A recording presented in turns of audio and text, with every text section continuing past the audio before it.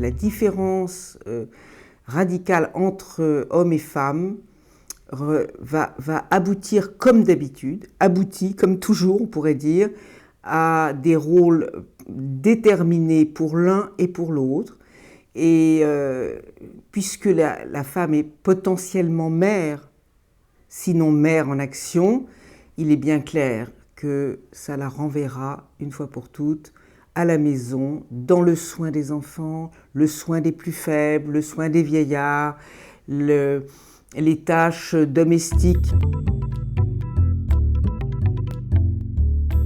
Je ne suis peut-être pas une rare fidèle de Simone de Beauvoir, je suis une parmi d'autres, mais ce qui m'attache considérablement à sa pensée, à son message, c'est qu'elle a été, je crois, vraiment l'une des premières à montrer, voire à démontrer que la féminité est éminemment culturelle. À mon avis, il fait toujours fausse route en ce qui concerne les théoriciennes du féminisme. C'est-à-dire que le féminisme différentialiste, naturaliste, maternaliste est le féminisme dominant aujourd'hui.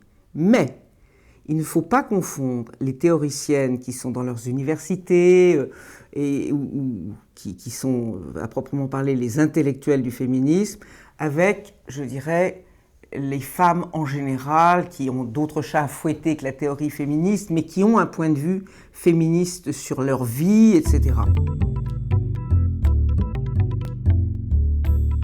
À mes yeux, l'injustice majeure qui conditionne toutes les autres, c'est-à-dire toutes les autres inégalités entre hommes et femmes, c'est le fait prouvé partout dans le monde, mais en Europe en particulier, que les femmes assument 80% des tâches familiales, parentales, ménagères, et donc plus elles ont d'enfants et plus le travail est lourd. Donc si elles assument 80% de ces tâches, je dirais, privées, évidemment, elles courent avec une tonne sur les épaules dans le monde professionnel.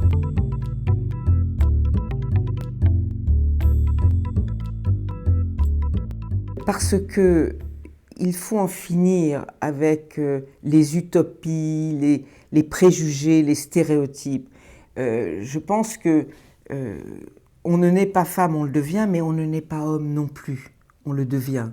Que c'est un long chemin, et pour les unes et pour les autres, et qu'il faut qu'on comprenne que ça n'est pas parce qu'on a telle conformité du corps et des organes génitaux qu'on va acquérir une identité qui est toujours culturelle. Je pense qu'il est très important que les jeunes gens soient introduits à cette problématique. Les êtres humains sont tous différents. Et je pense qu'un des grands apports de Freud, mais aussi de Beauvoir, c'est de montrer qu'on est tous porteurs d'une certaine dose qui nous est propre de féminité et de virilité. Et donc, certains d'entre elles seront plus féminines et adoreront rester à la maison et à élever 8 enfants et à jouer pleinement ce rôle de donneuse d'amour, etc. Puis il y en a d'autres qui ne voudront pas d'enfants.